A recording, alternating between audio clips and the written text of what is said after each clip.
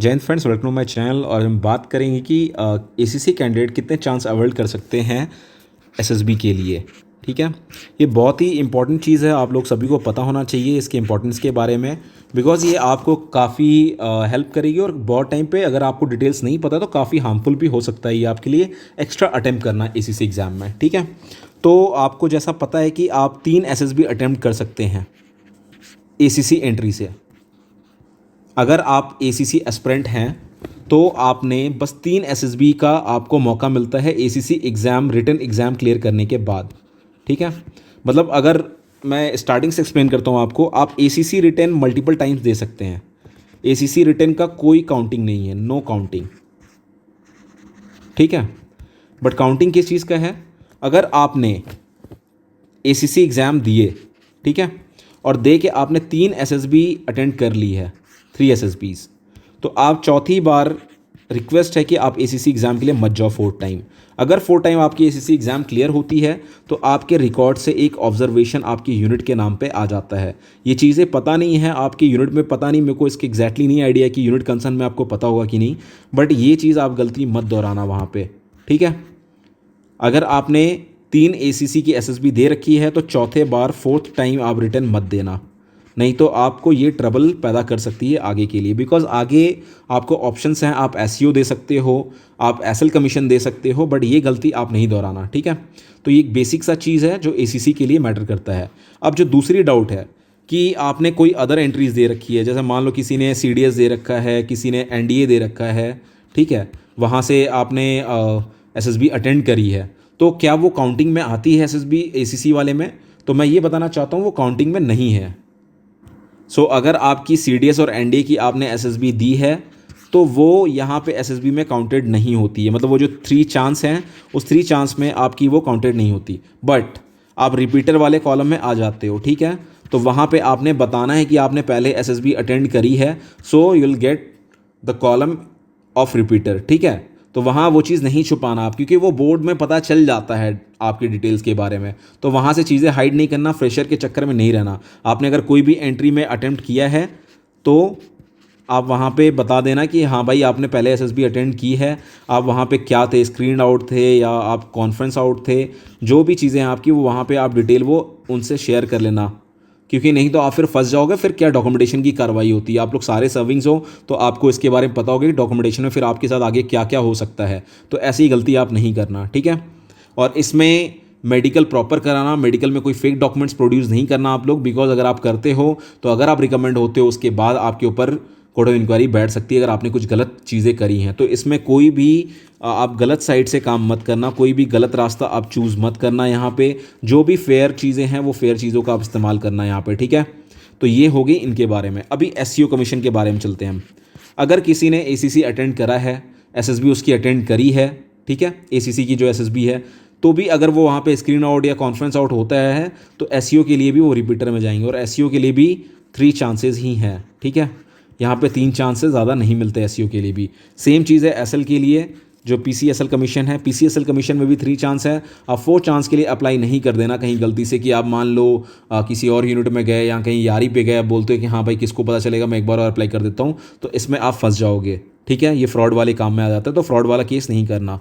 ठीक है, बिकॉज आपकी आगे भी कैरियर है, यहाँ नहीं हुआ तो कोई बड़ी बात नहीं, आप आगे कुछ ना कुछ अचीव कर लोगे, बट इस चक्कर में रह के अपने कैरियर को ख़राब मत करना। अपने कैरियर जो चल रही है उसको अच्छे से चलने दो, आगे भी अपॉर्चुनिटी, आप जीसीओज बन सकते हो, बहुत सारी अपॉर्चुनिटीज़ आती हैं, आप लोगों को पता है इन सब के बारे में, तो मैं ज़्यादा एक्सप्लेन नहीं करूँगा इनके ऊपर, बट इन चीज़ों पर फोकस रखना। और दूसरी चीज़ ये है कि अगर एसीसी कमीशन आप दे रहे हो, अगर आपकी कोई भी एंट्री है, ठीक है, रेड एंट्री हो या ब्लैक एंट्री, आप दे सकते हो, बट अगर आप एससीओ दे रहे हो, ठीक है, एससीओ या फिर आप एसएल कमीशन देने जा रहे हो, अगर आपकी कोई एंट्री है, ब्लैक एंट्री हो चाहे कोई भी एंट्री हो, तो आप यहाँ पे नहीं दे सकते हैं। अगर आप रेफरीमेंट के पीरियड पे हैं तो भी आप अटेम्प्ट नहीं कर सकते हैं।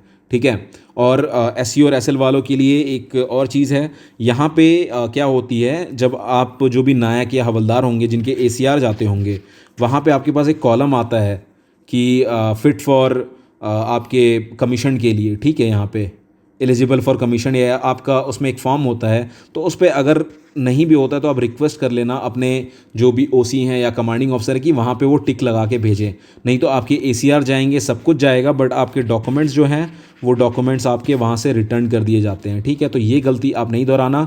जो भी अप्लाई कर रहे हो इसके बारे में पक्का कंफर्मेशन लेना अपनी यूनिट से, और इसको पक्का कंफर्म करके आगे फॉरवर्ड करना, या फिर रिक्वेस्ट कर लेना अगर आपका देने का मूड है, आप ACR के कॉलम में चल रहे हो तो इसको पक्का देखना। ठीक है, यहाँ पे वहाँ पे उस जगह पे आप रिकमेंड करवा लेना रिक्वेस्ट करके कि रिकमेंडेड फॉर कमीशन। ठीक है, अगर आप नहीं करवाते हो तो आपकी सारी मेहनत क्या बेकार हो जाती है, लास्ट में फाइनली आपको आउटपुट मिलता है नील। तो नील आउटपुट के लिए मैं पहले से बता दे रहा हूँ आपको ये सारी चीज़ें, इन सारी चीज़ों पे आप फोकस रखो। ठीक है, और जिनका भी मोड है आगे SEO देना है, SL देना है, तो अपने प्रिपरेशन पे अच्छे से प्रिपेयर करिए, बुक्स वगैरह नॉवेल्स पढ़िए, न्यूज़पेपर को रीड आउट करिए, आप यहाँ से अपने वोकैब्स को स्ट्रॉन्ग करिए। ठीक है, देश दुनिया की जो न्यूज़ है, जो ज्ञान है, वो ज्ञान लीजिए। आइडिया और इनोवेशंस के बारे में पढ़िए कि देश दुनिया में क्या चल रहा है, कौन सी नई मिसाइल, कौन सी नई टेक्निक आ रही है, कौन से नए स्कीम्स आ रहे हैं, उनके बारे में पूरा नॉलेज आप गेन करिए, बिकॉज ये आपको काफ़ी हेल्प करेगा आगे चल के। ठीक है, तो ये वीडियो मेरा इसी के लिए था कि आपको इसके बारे में बता सकूं कि कितने चांसेस मिलते हैं, कितने बार आप अटेम्प्ट कर सकते हैं।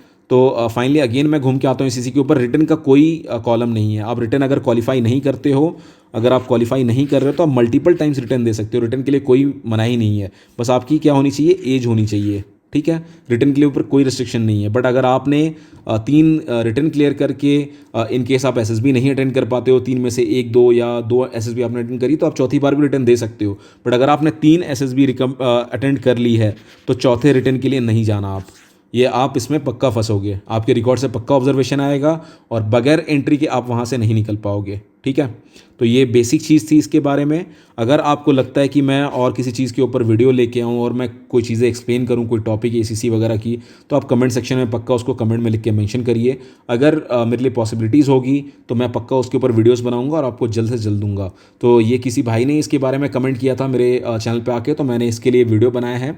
तो ये मेरे को लगता है, उम्मीद है कि काफ़ी हेल्पफुल होगी आप लोगों के लिए। और अगर आपको ये अच्छा लगता है तो प्लीज़ इसको लाइक करिए, तो मेरे को पता चलता है कि हाँ भाई थोड़ी बूस्टअप मिलती है मेरे को कि हाँ भाई ये कुछ काम का वीडियो रहा और लोगों को थोड़ा बहुत इसमें पसंद आया है। तो ये थी तीनों चीज़ों के बारे में। और आप सर्विस में रहते हुए अगर कोई एंट्री देना चाहते हैं, जैसे FCAT हो गया या फिर आप CDS देना चाहते हैं, ठीक है, तो इनके लिए आपको थ्रू प्रॉपर चैनल से परमिशन लेना पड़ेगा। और FCAT के लिए तो आपको NOC भी लेनी पड़ती है। तो ये जो भी चैनल है अपने यूनिट कंसर्न में जो क्लर्क हैं, आपके JCs हैं या फिर जो बड़े बाबूजी हैं, उनसे जाके मिलिए और इसके बारे में जो भी डाउट्स वगैरह है वो आप क्लियर कर सकते हैं यहाँ पे। सो जो भी करते हैं थ्रू प्रॉपर चैनल के साथ आपने करना है। ये FCAT के लिए NOC इसलिए चाहिए क्योंकि आप आर्मी को छोड़ के एयरफोर्स में जाने वाले हैं, इसलिए यहाँ पे NOC की ज़रूरत होती है। बट CDS वगैरह के लिए परमिशन चाहिए होती है, तो थ्रू प्रॉपर चैनल परमिशन के साथ आपको चलना है। सो वंस अगेन, अगर आपको ये मेरा वीडियो अच्छा लगा हो तो प्लीज़ को लाइक करिएगा, सब्सक्राइब करिएगा और ज़्यादा लोगों के साथ शेयर करिएगा। So once again, thanks for watching my video. जय हिंद।